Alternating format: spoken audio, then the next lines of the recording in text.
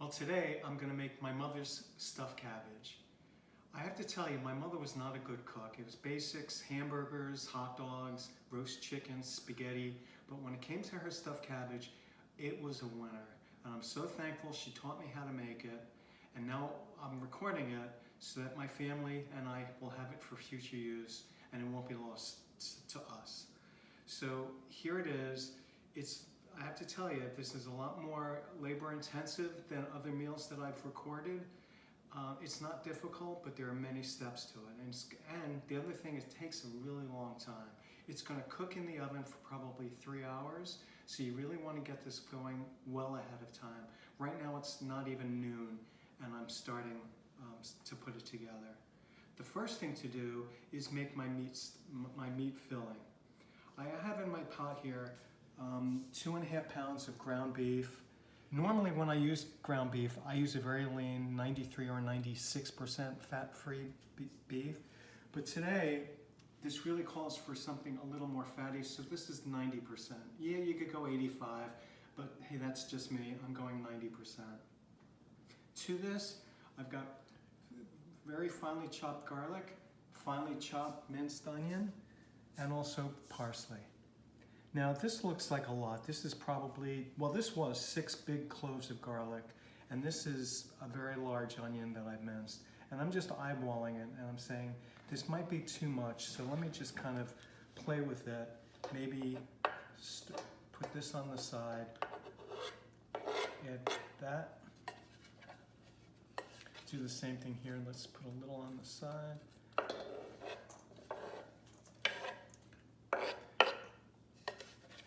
Same thing here.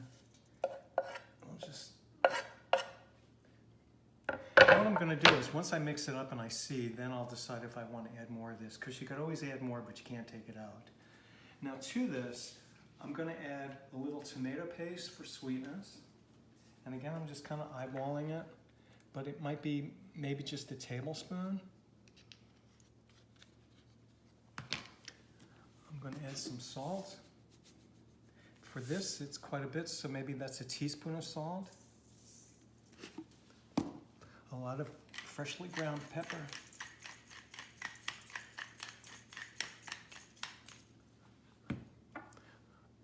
Oregano. Quite a bit, maybe a tablespoon.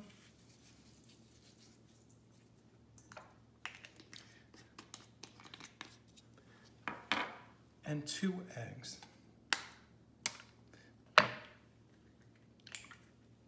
There's one.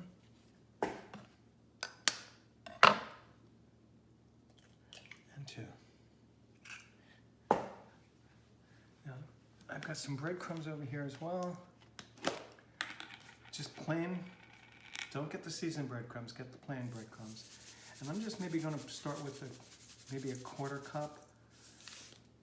Mix this up and see if the breadcrumbs are the right amount. I might want to add more of this. I might want to add more of other things as well. But let's just get in there and give it a good mix. You know, already I can feel that I think I've got my proportions pretty good. I don't think I'm going to need more onion. I might need a little more breadcrumb. And what I like to do is I like to keep one hand clean in case I want to grab something.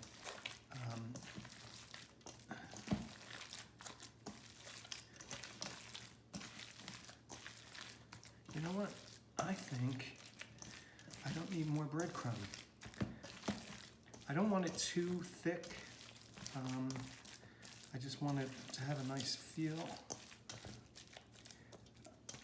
And there it is. You don't want to overwork this either. You want the meat to be tender. I'll tell you, this is my basic meatloaf recipe. When I make meatloaf, I won't make this much for the 2 of us. I'll maybe use a pound of meat and obviously cut the ratio of everything else down. But this is my meatloaf recipe. Now the difference with my recipe and my mother's is my mother also put cooked rice in here. And she did that, I think, to help bind it together even more, but I also think it was just to stretch the meat. I choose not to do it. I don't think the rice adds anything, but traditional recipes, I think, do call for rice. So if you feel like putting rice in there, go for it.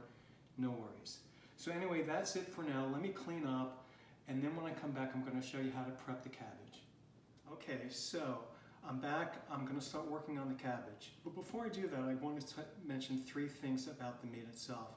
Number 1, I took a small piece of it, really small, and I cooked it up just to taste the seasonings. And I'm glad I did, because in fact it needed a little more salt and a little more pepper. I suggest you do the same thing. You need to make sure that the meat is seasoned properly before you start working with it. Number 2, I mentioned I've got 2.5 pounds of beef in there. That's quite a bit. It's probably more, it is more than I'm gonna need. But it's better to have too much than not enough. Again, once you start rolling this up, I don't wanna run out of meat. In the future, what I can do is I can cook up the leftover into a small meatloaf, and we could have it for a meal a few days from now. Number 3, you can actually make the meat, season it up, and then refrigerate it the day ahead. Keep it in the refrigerator, and then when you're ready to start assembling, you can bring it back out. My suggestion though is bring it out of the refrigerator an hour before, so that way it comes to room temperature before you start working with it. Okay, now let's start with the cabbage. Look at the size of this cabbage. You really want a big cabbage because you want very big leaves. Number 2 is I've got a huge pot of water on the stove. It's filled quite a bit up, but I need to be able to fit this in there, so you can't bring it all the way to the top, but you need to make sure there's enough water in there to cover the cabbage when it cooks. I've got it on boil, a slow boil at this point, so now I'm ready to actually start working with the cabbage. Here's what we do. You flip it over, and you've got to take the core out. This is the tricky part. Take a small, I like using this, you can use whatever knife you want, but I like my paring knife. And just start going in there, and go in at an angle, because again, you're trying to get the core out. Be careful not to take a finger off as you're doing this. And I can feel, there you go. But, you see there's more core in there. So I'm gonna keep digging. And it's not rocket science, and don't worry, you see I just slid a little bit, don't worry about that. The trick is really you just want to get this core out. Keep going. It's good over here, but I want to, you see this is good, but I want to get some more of the core out over here. So I'm just going to take my knife and just dig it out. Yeah, it makes a little mess, but who cares? Here we go. I've got my garbage can over here. That's why I keep doing this, by the way. And you know what? This needs to come out. There we go. There. You see the core's been taken out, and now my cabbage is ready to go into the pot. So let's put it in the pot. All right, I just checked. The water is boiling fairly rapidly, so now I'm ready to take my cabbage and put it in. Well, I do because I put it in this way at first. The reason I do that is this part of the cabbage is tougher and thicker than the tender leaves up here, so it's going to take a little longer to cook. So very carefully, you can see how much water's in there. Place it in there and just let it cook. I'll cover it up just to let it steam it as well. This is probably going to take about 10 minutes. So let's get this going, and I'll come back when I'm ready to start playing with the cabbage some more. All right, now I'm back. The cabbage has been boiling in a covered pot for about 10, maybe 12 minutes. And I just checked, and it looks like I'm ready to start working with it. So why don't you come on in closer, and I'll show you what it looks like, and I'll show you what I do. I have 2 large forks, and this is the tricky part. You got to start carefully peeling the leaves back. You see this leaf has already peeled back? So once it peels away, you can see that it's cooked but not mushy. You need to have it pliable without being overcooked. So there you go, there's one. And you just have a large pan here, and you just put your leaves in there. Let me do another 1 or 2, and then let's take a little break. Here's the second one. You can see how big this leaf is. It's going to be beautiful. Go ahead and put that in there. Here's, you see now, cabbage have the leaves all like this, so you're basically just pulling them apart carefully, but you're just taking them apart. And once you get into it, it actually becomes a little more easy. So this one looks good. Just drain it off. There you go. All right, so let me keep working with this, and when I'm finished, we'll come back. I've taken a couple of leaves off already, as you saw, and now I'm in here again. But what I'm noticing is the cabbage on the inside isn't cooked enough, so I'm just gonna let it sit for a while longer until I feel like it's softened. You just kind of play with it, let it swim in the water, and see, but I can certainly feel it in here. It's still too raw. This one looks good, so I'm gonna take it out. Be careful not to burn yourself, obviously, but that one can come out, and now this one can come out. But again, this is still kind of raw, so I'm now going to take a little break, maybe give it a cover for a little while, and just let it cook another few minutes, and then I can start again with unpeeling it and taking my leaves and putting them in here. I'll be back. All right, so I've been cooking the cabbage and pulling them out leaf by leaf, and you can see once you get towards the inside, they start getting smaller and smaller, obviously. So I'm getting pretty close to the end here.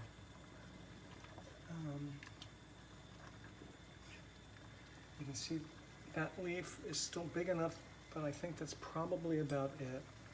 Let me take this off and just take the rest of the cabbage, drain it like this, and just put it in here like this. Okay, now I'm going to tell you something else right now. When I make this, it's such a big thing to do. I make a lot of it, so I actually have a second cabbage that I'm going to put in here because I want to be able to have the big leaves. So let me go ahead and get that done as well, and when it's all done, I'll just show you how to start actually assembling the rolls. I'll be back. All right, so now the cabbage has been cooked, the meat is done, I'm ready to actually start making my cabbage rolls. Now let me show you what I've got here.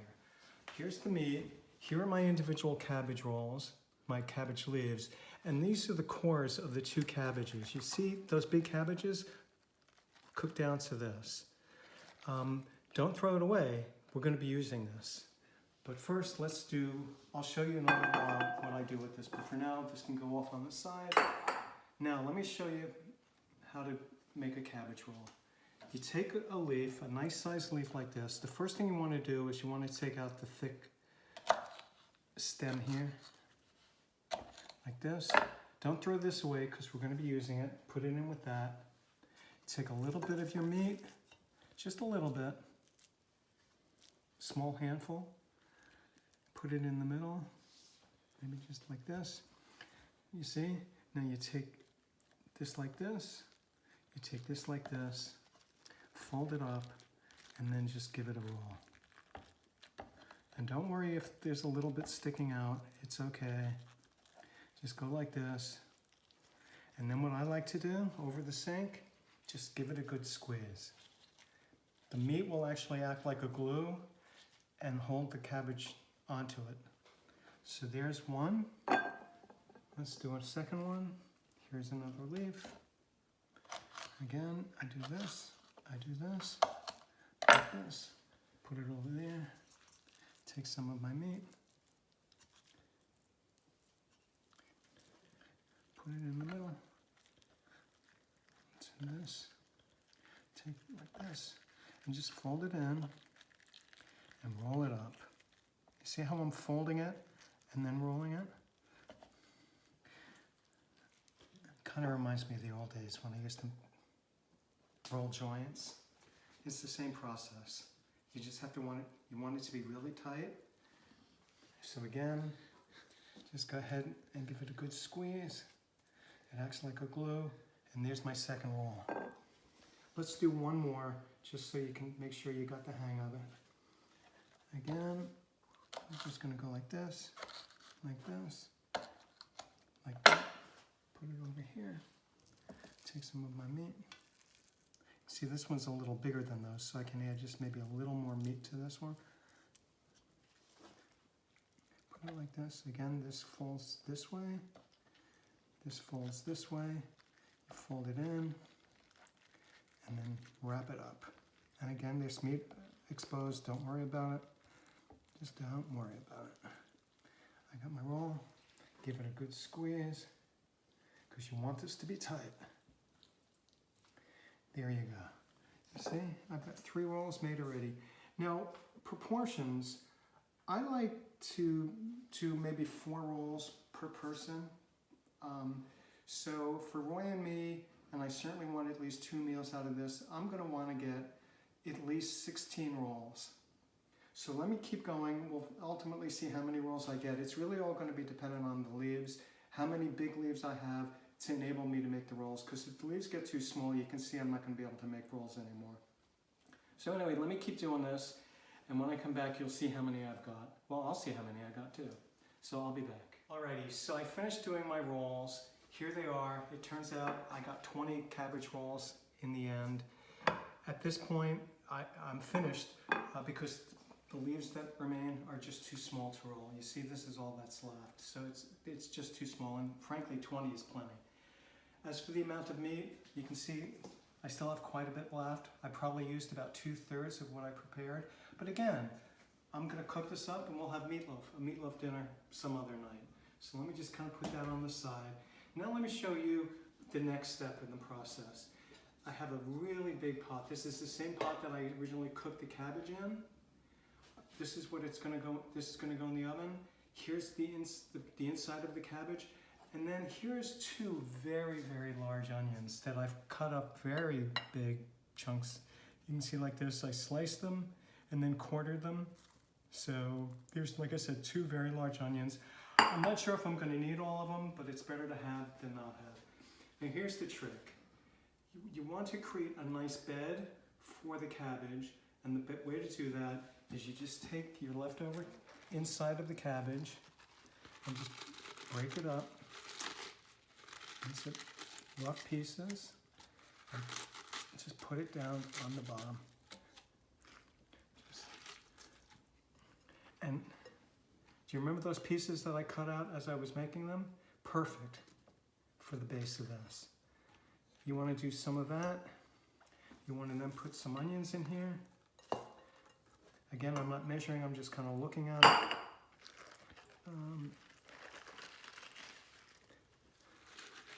You want to make sure you go up the sides as well. The reason I'm doing this is I want to make sure that the cabbage rolls have a protection against the heat. So if anything were to burn, it won't, but just in case, if anything were to burn, it will be the cabbage on the outside and on the bottom and not the rolls themselves. My mother told me that, but truthfully, I don't think she ever burned any of it, and I know I've never burned any of it. And I'm going to tell you one other trick when I get there of what I do that will prevent that from happening. So anyway, let's put some more onion in. Again, here we go. All right, there's a nice base. Although this cabbage is so tasty, I'm just going to throw it all in. I tell you, at the end, as good as the cabbage rolls are, this is the best part. Alrighty, maybe a few more onions. It looks like a lot of onions, but trust me, it isn't. The onions cook down, everything cooks down, and it just becomes absolutely sweet and delicious. Okay, so now I have my bed. You can see I'm kind of pushing this stuff up on the sides, and now I'm just going to start taking my cabbage rolls and nestling them in. There's no science to it. You just kind of do this, like this.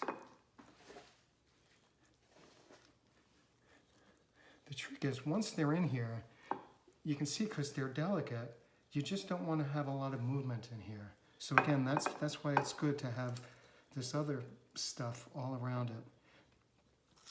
I layer it up.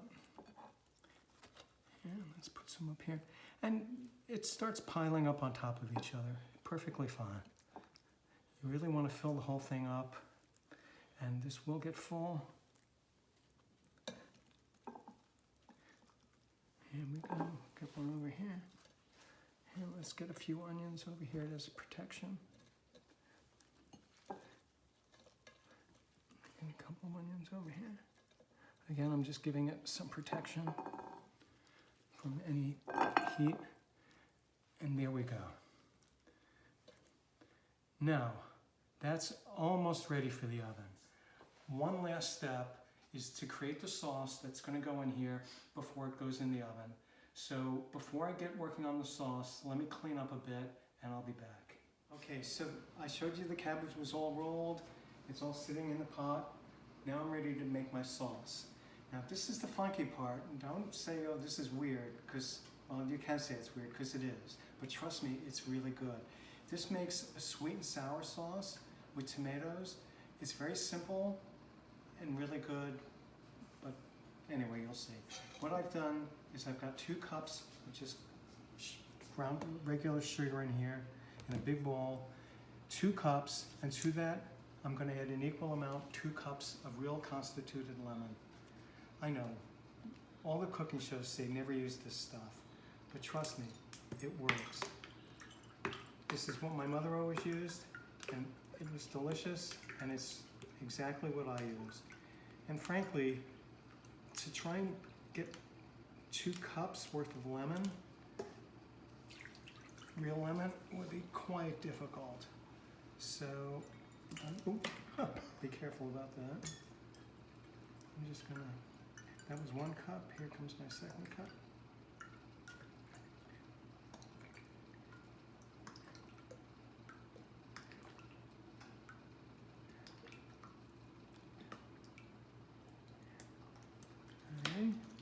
Here's 2 cups of that. And then you just want to stir it to dissolve the sugar. It'll just take a moment, but you really want to make sure that the sugar gets dissolved. You see it's still pretty thick, so you gotta kind of work it and work it and work it. It's not going to completely melt because it's cold, but it is going to kind of disintegrate all along. And you can see it's almost there.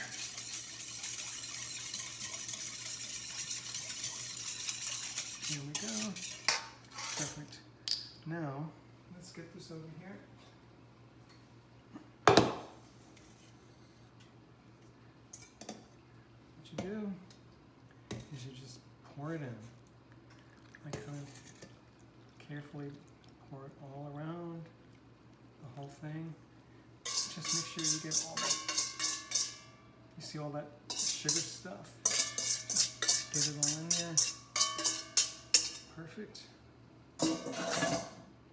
The last ingredient, a 15-ounce jar of tomato sauce. Just plain tomato sauce, no seasonings.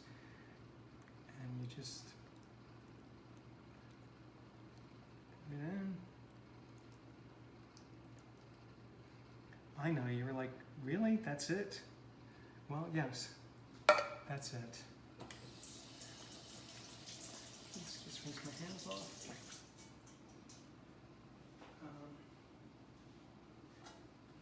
Cover it up. I have the oven at 300 degrees. It's a low oven.